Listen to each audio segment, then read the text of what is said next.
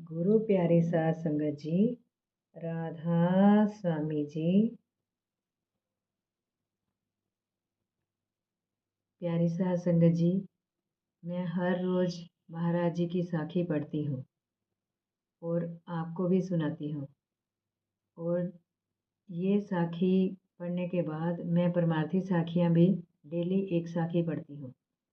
साखियाँ तो सभी बहुत ही अच्छी हैं, तो लेकिन जो मैंने आज एक साखी पढ़ी है, तो ये जो साखी सुना रही हूँ, आप इसको ज़रूर सुनिएगा, पूरी सुनिएगा। जब आप सुनेंगे तो आप फील करेंगे, महसूस करेंगे कि जैसे आजकल तो ख़ास करके इस साखी की बहुत ज़रूरत है। तो प्लीज़ संगत जी, आप ये साखी पूरी सुनिएगा। तो मैं साखी शुरू करती हूँ। राधा स्वामी जी।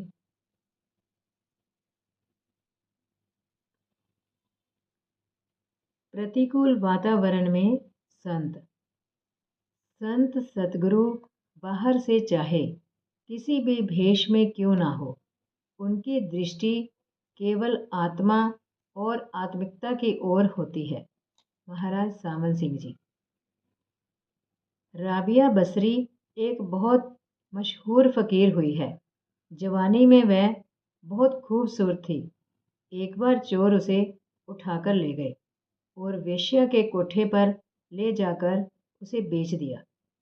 अब उसे वही कार्य करना था जो वहाँ की बाकी औरतें करती थीं। इस नए घर में पहली रात को ही उसके पास एक आदमी लाया गया। उसने फौरन बातचीत शुरू कर दी। आप जैसे भले आदमी को देखकर मेरा दिल बहुत खुश है। वह बोली, आप सामने पड़ी कुर्सी पर बैठ जाएं। मैं थोड़ी देर परमात्मा की याद में बैठ लूं। अगर आप चाहें तो आप भी परमात्मा की याद में बैठ जाएं। ये सुनकर उस नौजवान की हैरानी की कोई हद न रही। वह भी राबिया के साथ जमीन पर बैठ गया। फिर राबिया उठी और बोली, मुझे विश्वास है कि अगर मैं आपको याद दिला दूं कि एक दिन हम सबको मरना है, तो आप बुरा नहीं मानेंगे। आप ये भी भली भांति समझ लें कि जो गुनाह करने की आपके मन में चाह है, वह आपको नरक की आग में धकेल देगा। आप खुद ही फैसला कर लें कि आप ये गुनाह करके नरक की आग में कूदना चाहते हैं या इससे बचना चाहते हैं। ये सुनकर वह नौजवान हक्का बक्का रह गया। उसने जरा संभल कर कहा, ए नेक और पाक औरत, तुमने मेरी आंखें खोल दी, जो अभी तक गुनाह के भयंकर नतीजे की ओर से बंद थी। मैं वादा करता हूँ कि फिर कभी किसी कोठे की तरफ कदम नहीं बढ़ाऊंगा। हर रोज नए आदमी राबिया के पास भेजे जाते। पहले दिन आए नौजवान की तरह उन सब की जिंदगी भी पलटती गई। उस कोठे के मालिक को बहुत हैरानी हुई कि इतनी खूबसूरत और नौजवान औरत है और एक बार आया ग्राहक दोबारा उसके पास जाने के लिए नहीं आता, जबकि लोग ऐसी सुंदर लड़की के दीवाने होकर उसके इर्द गिर्द ऐसे घूमते हैं जैसे परवाने शमा के इर्द गिर्द। ये राज जानने के लिए उसने एक रात अपनी बीवी को ऐसी जगह छिपाकर बिठा दिया जहाँ से वह राबिया के कमरे के अंदर सब कुछ देख सकती थी। वह ये जानना चाहता था कि जब कोई आदमी राबिया के पास भेजा जाता है तो वह उसके साथ कैसे पेश आती है।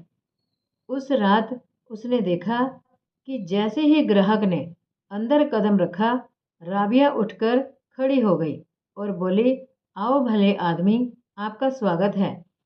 पाप के इस घर में मुझे हमेशा याद रहता है कि परमात्मा हर जगह मौजूद है। वह सब कुछ देखता है और जो चाहे कर सकता है। आपका इसके बारे में क्या ख्याल है?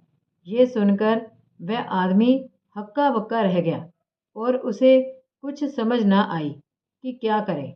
आखिर वह कुछ हिचकिचाते हुए बोला, हाँ पंडित, और मौलवी कुछ ऐसा ही कहते हैं। राबिया कहती गई, यहाँ गुनाहों से घिरे इस घर में मैं कभी नहीं भूलती कि खुदा सब गुनाह देखता है और पूरा न्याय भी करता है। वह हर इंसान को उसके गुनाहों की सज़ा देता है। जो लोग यहाँ आकर गुनाह करते हैं उसकी सज़ा पाते हैं। उन्हें अनगिनत दुख और मुसीबतें झेलनी पड़ती हैं। मेरे भाई, हमें मनुष्य जन्म मिला है भजन बंदगी करने के लिए, दुनिया के दुखों से हमेशा के लिए छुटकारा पाने के लिए, खुदा से विसाल करने के लिए, ना कि जानवरों से भी बदतर बनकर उसे बर्बाद करने के लिए।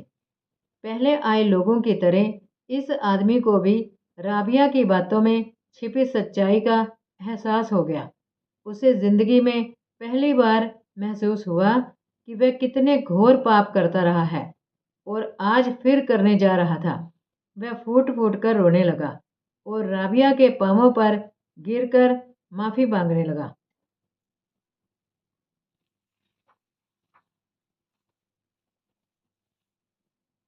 राबिया के शब्द इतने सहज, निष्कपट और दिल को छू लेने वाले थे कि उस कोठे के मालिक की पत्नी भी बाहर आकर अपने पापों का पश्चाताप करने लगी।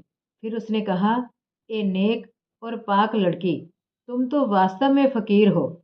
हमने कितना बड़ा गुनाह तुम पर लादना चाहा। इसी वक्त इस पाप की दलदल से बाहर निकल जाओ। इस घटना ने उसकी अपनी जिंदगी को भी एक नया मोड़ दिया और उसने पाप की कमाई हमेशा के लिए छोड़ दी। कुल मालिक के सच्चे भक्त जहाँ कहीं भी हो, जिस हालत में हो, वे हमेशा मनुष्य जन्म के असली उद्देश्य की ओर इशारा करते हैं और भूले भटके जीवों को नेकी की राह पर चलने की प्रेरणा देते हैं।